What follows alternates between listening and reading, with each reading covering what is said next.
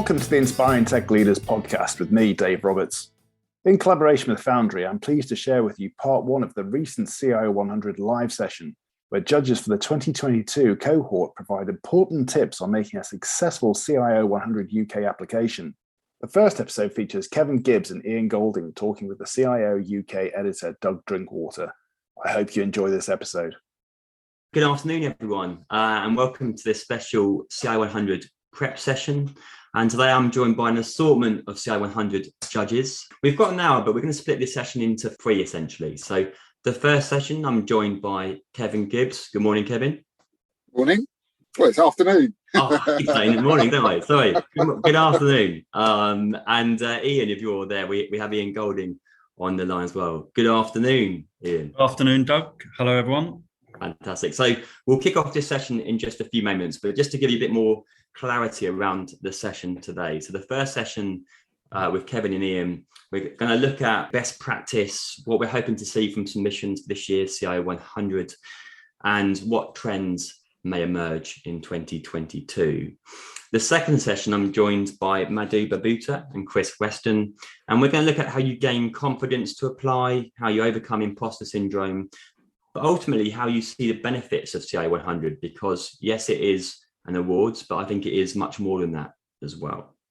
And then finally, the third session, I'm joined by Janet Day, Dave Roberts, and Madhu again, and we'll be looking at the importance of being part of an open and inclusive community of leaders really from all walks of life. Yeah, looking forward to these sessions. Now, if you have any questions, please do put them in the chat box and I'll endeavour to press them to our judges today.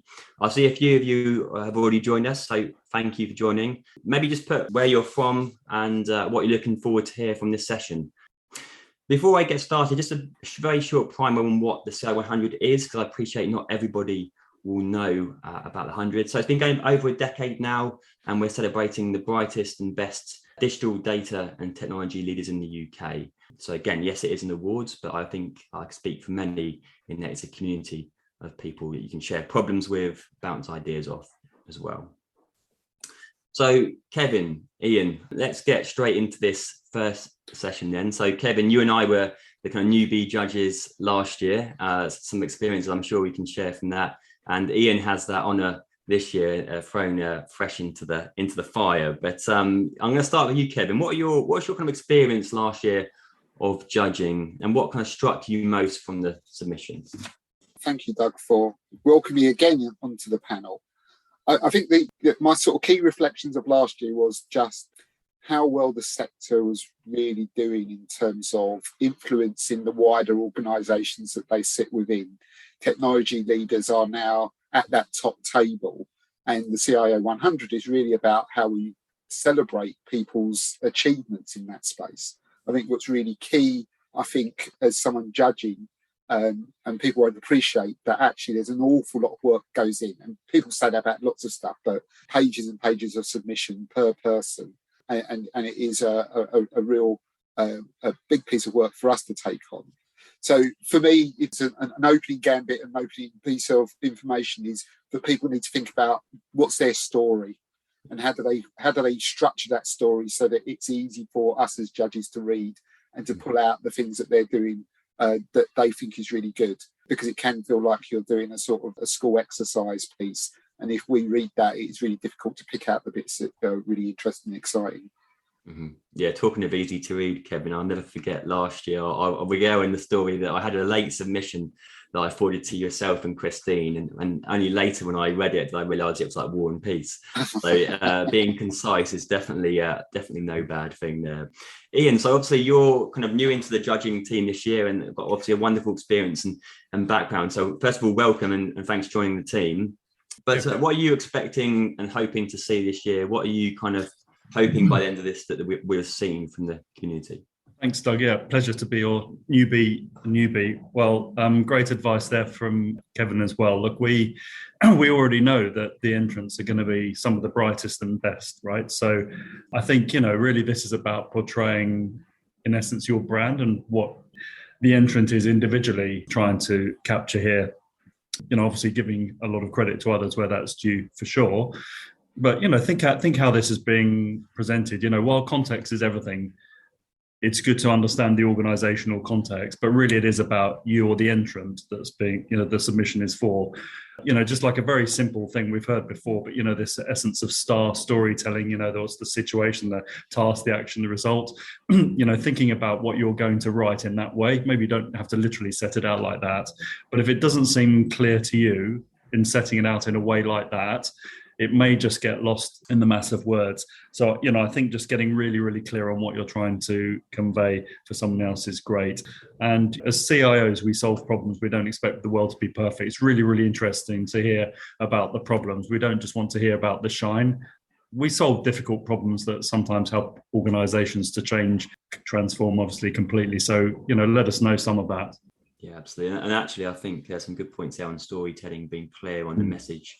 I think just being authentic actually is quite powerful, and telling the story in your own words. I would say the ones that we did see applications before that have been gone via PR or marketing teams, and you lose that tone of voice, you lose that storytelling and that openness perhaps of what you've achieved, as you say, in some of the challenges that you've come along the way. I mean, Kevin, just obviously last year, there's obviously a ream of questions that people have to go through. And I think what I want to look at now is this year, between us as a judging team, we have made some changes, some additions, and the ones that spring to my mind, there's a greater focus, for example, on how you're looking after your team from a kind of well-being perspective, how you're facilitating hybrid working.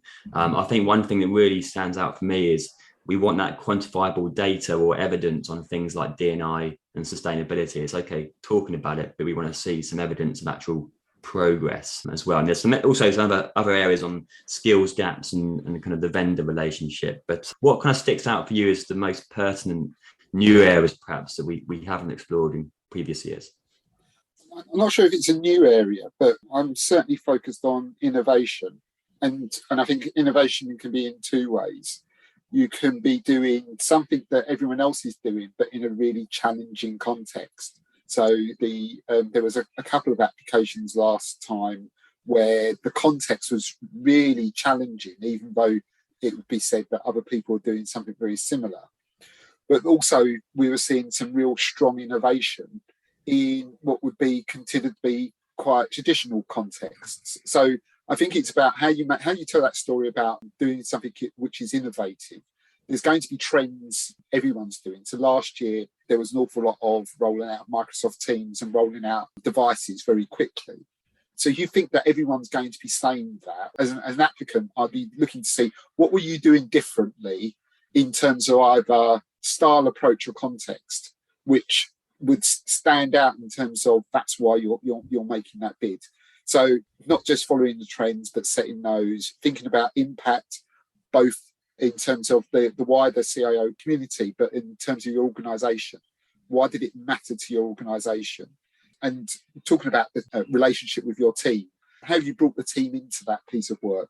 It is about what you've achieved, but actually it's you're a leader of people. So how do you bring people through that story as well? So yeah, I think it's that for me, those milestones or those mileposts in terms of your storytelling is always around that innovative and impact and change.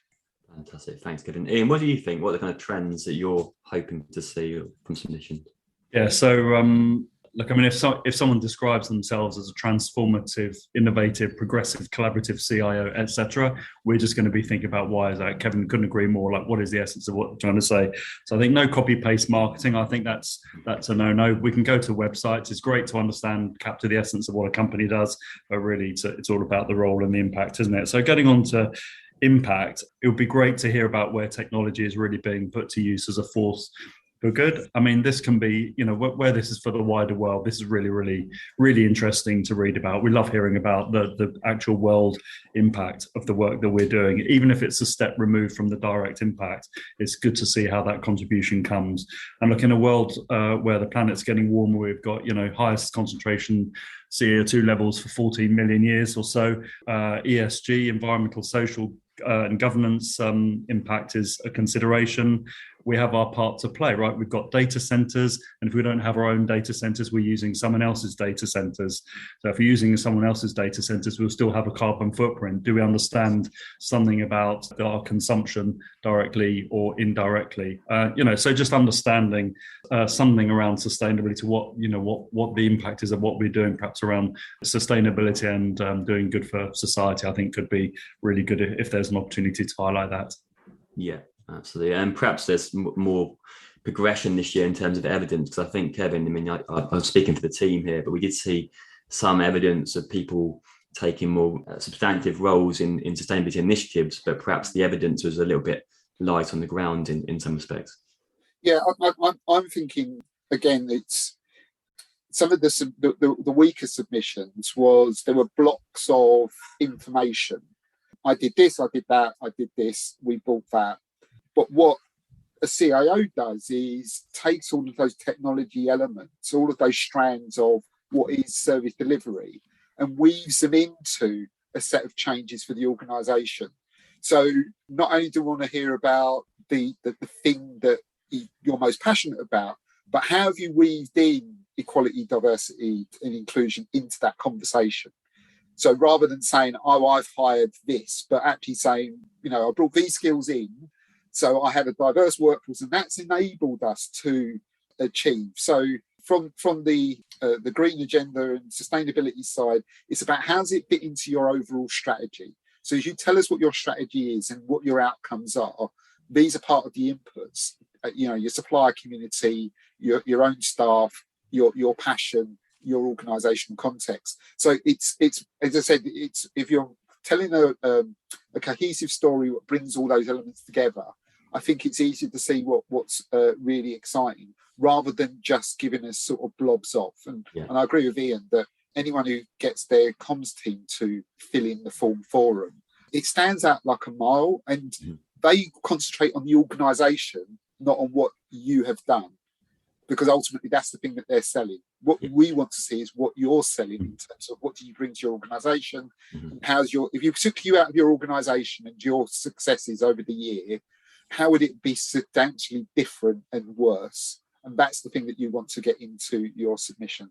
Yeah. Also, Kevin, you can spot the marketing buzzwords a mile off too, I think, which is that it's a no-go. But actually, just on the storytelling piece, I think one thing that's important to note, and I agree with the comments about the need to storytell, but let me just tell a brief story about one trap I fell into last year. Obviously, being a professional journalist, I look out for people that have got are very good writers and natural storytellers. So, but naturally, I would say it doesn't necessarily mean you have to be a wonderful storyteller to submit. You could be, people come from all walks of life. Not everyone has that innate ability or skill set, really. So I guess we're looking for a set of accomplishments with a nature of storytelling, but you don't have to be a writer, I guess, to put your submission across, is what I'm trying to say.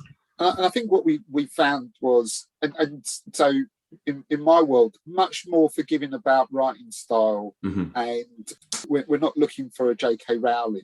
What we want is to hear your authentic voice and for you to put over what is important to you. And so if you think that my writing style is a bit rough, I'm worried that how am I going to be perceived in the written form? Actually, if you're telling really strong stories about things that you've got passion for, that will come across. None of us are sitting there as pedants looking at the grammar of your submission. What we're looking at is the quality of that. And can we understand the story? The story and try to work things through is really important, but it doesn't need to be a full narrative. It just needs to be coherent. I think we found some people just put reams of statements, and I was like, and so what? And it's the so what that you need to answer. Kevin, Ian, I'm going to have to draw it to a close in just a second, but let me just finish with each of you. And Ian, I'll come to you first, and then Kevin. One top tip for submission and one thing to avoid. My top tip and to avoid is concise. Concise. There's more than 100 people submit. There's only 100 that we can pick. And I think you made the point, Doug, about we had one which was 20 odd pages. So 20 odd pages is really great, but 8 pages telling me the same story would be even better. So avoid telling us everything. Be concise. Get your story across. Yeah, good point. What about yourself, Ian? I would say avoid buzzwords. Authenticity and passion by far preferred rather than polish. And probably a really good thing to do would be to give it to a friend or family member that doesn't work in tech, and ask them to tell you what they think you just explained. And if they struggle, then maybe just make it a little bit more grounded, get to the essence of what you're actually explaining. Yeah, that's great comments. And actually, I have heard a few people before saying that they often do that, sometimes with their peers, but sometimes friends and family as well, just to get a bit of a sounding board, really. But Ian, Kevin, I'm going to have to leave it there, but you'll still hopefully stick around for any questions at the end. But first of all, thanks for joining us, and really enjoyed catching up. Sure, thank you. Good luck, everyone. Yeah.